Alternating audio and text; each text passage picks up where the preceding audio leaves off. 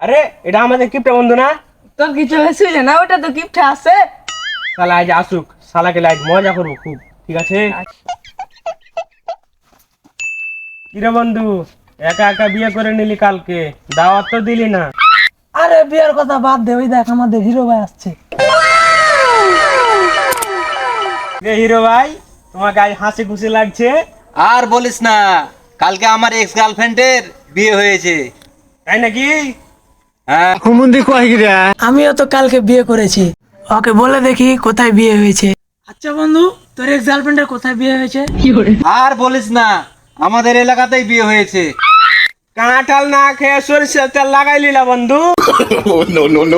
বল না বন্ধু, কোথায় বিয়ে হয়েছে? না বলা যাবো না, বললে তোরাই আমাকে মারবি। না মারবো না। বলবো তো?